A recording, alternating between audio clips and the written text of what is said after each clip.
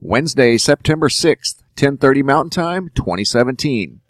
I've found a webcam, and I'm going to keep it playing as long as it will stay online. Most of the other ones have gone offline. There are some people doing some live feeds in the Virgin Island area. I've found one in San Juan, Puerto Rico, that's on the far northwest side of the storm, but it's closing in minute by minute.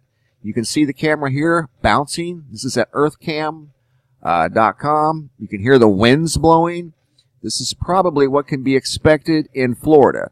But this is exactly where the storm's at right now, and it's not even really that close to the eye. It's on the edge of the tropical storm force winds. But you can see this side is exceptionally strong. It's got a lot of wind and a lot of rain. But I'm going to let this play for a while, see how long it lasts. I doubt that it stays online much longer. Some of the other cameras I were watching, they started to bounce like this one and then went offline. Could be because of power outages. I'm not sure. But anyway, this is San Juan, Puerto Rico, starting to feel the outer edges of Cat 5 Hurricane IRMA.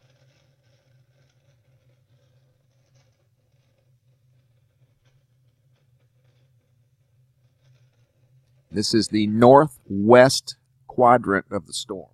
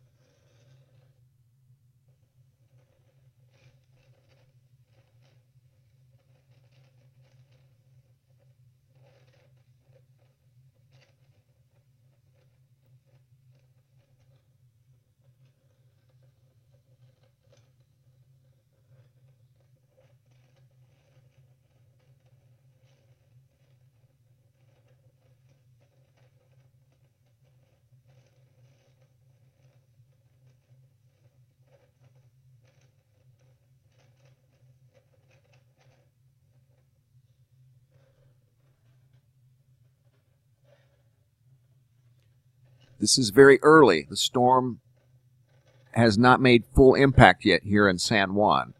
But I think, based off of what I'm seeing, and the models are starting to come into agreement, what you're going to see here, as long as the camera stays online, is more than likely what can be expected in Florida. Not necessarily the Miami area. It looks like the Miami area is going to take more of a direct impact, but more on this side of the storm. Plus, they're going to be dealing with large waves also in Miami. But wind-wise, I think it's going to be in this section of the storm. But again, this is very early on. It's not even at full strength yet here in San Juan. And you can see the winds are very powerful. It's a very strong storm. So I'm just going to let it play, record as long as it can. Whenever it goes offline, then I'll stop the video. But right now, this is Hurricane IRMA approaching San Juan, Puerto Rico. The east side of Puerto Rico, west side of the storm.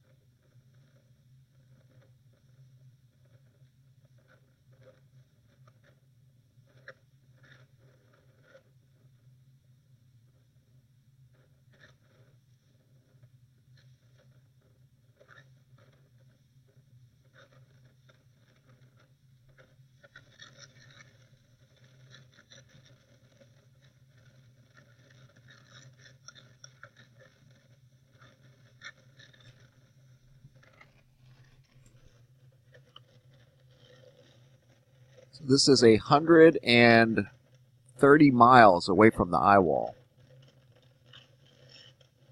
So if we move our model forward, let's back it up,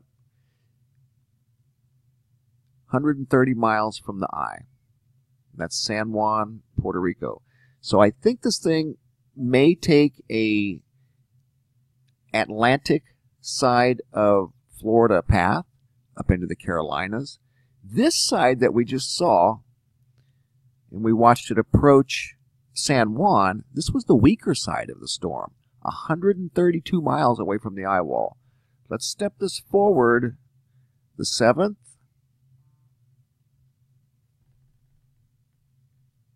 the 8th. That's going to freeze up now. Maybe it'll catch up. I don't know. So many people on right now. But anyway, the 8th puts it right up here, 100 miles off the coast of Florida. Let's see if we can get it to catch up. There we go. Okay, cool. I think on the 9th, right at the southern tip of Miami. Yeah, probably 50 miles from shore. Strengthening. 10th.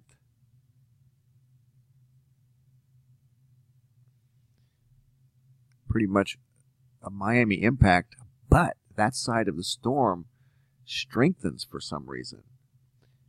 Let's step it back 6 hours.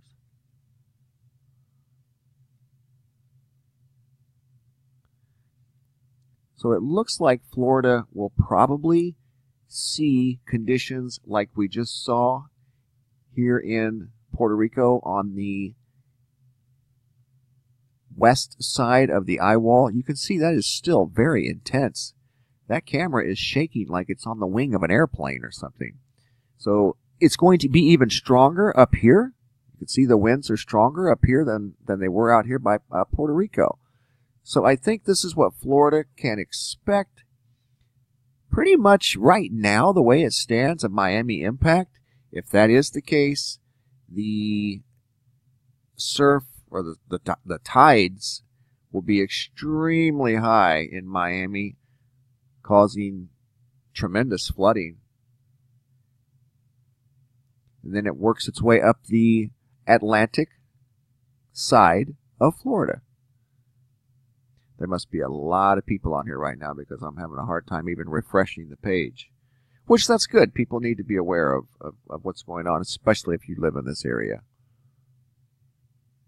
But you can see the center of rotation right there is just off of the coast of West Palm. Let's step it forward another 3 hours. Maybe it'll refresh. There we go. So it's moved up the coast, remaining on the left-hand side of the storm, but wind speed still very strong because the eye is in the ocean. Stepping it forward again, 3 more hours.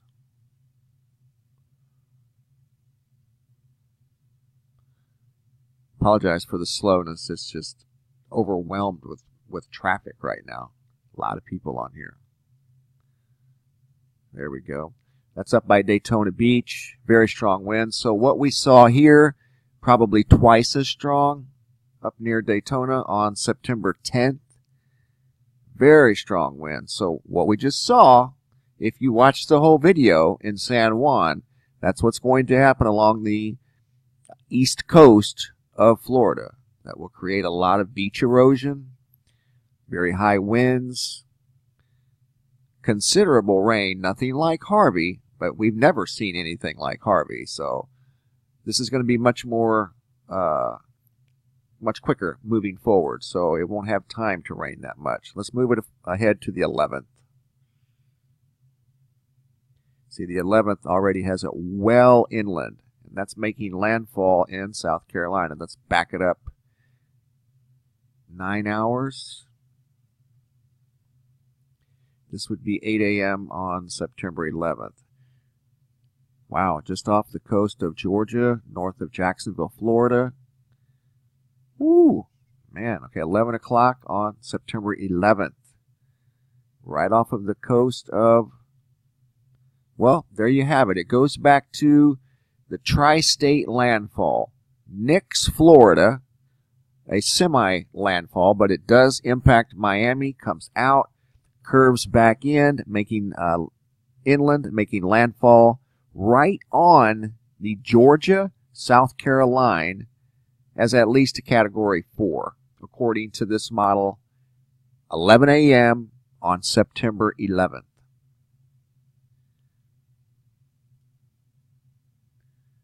With very strong winds, at least a Category 4. It's difficult to tell right now, but that's what the model is showing. So we can expect this here probably ×2 at minimum. So I know it's a long video, but it's just kind of a putting things into perspective video of what you can expect along the coast of Florida in the coming days if it maintains its same heading, which I think it's going to. Let's refresh the models again. I know they've got a new forecast from the National Hurricane Center. Yes, all of the models are now in agreement. Definitely Atlantic side of Florida. It's just a matter now of how close it will stay to Florida, and does definitely look like a South Carolina, Georgia, maybe North Carolina impact. But South Carolina is definitely starting to come into focus, into the crosshairs of this thing making landfall. Just barely nicking Florida, which that in itself is not a really good scenario because that keeps the eye wall out in the ocean, and it keeps the strong side out in the ocean over water. So that will be able to maintain probably 70 to 80% of its strength. If the right side were over land and the eye wall were still over water, it would deteriorate fairly rapidly. But with the right side over water, along with the eye wall over water, that's not a good scenario. It's not a good scenario anyway because it's a very big, strong storm. But a big heads up for South Carolina, you're looking at a possible impact. The models are starting to come in agreement. This one here has always been accurate. Back during Hurricane Harvey, this thing here was tremendously accurate. And it too is showing a South Carolina, actually North Carolina. So a little farther north with that one. This one here, step it forward another 3 hours, it may change. I don't know. I know this is a long video, but it's just information of what you can expect out of this storm if you live in the southeastern United States. Boy, that is an impact right on the Georgia-South Carolina line. Still is a strong storm. Precipitation,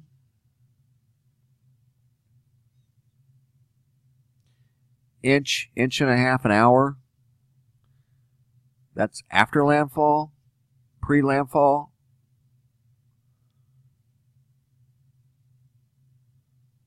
Two inches an hour. So very impressive. There will be a lot of rain.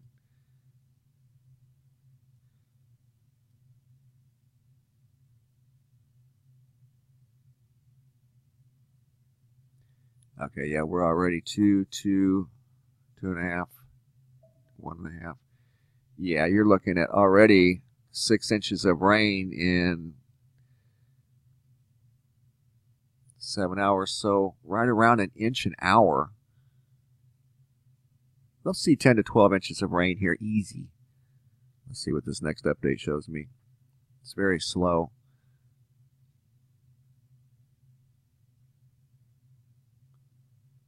I'm not sure it's going to refresh. Okay.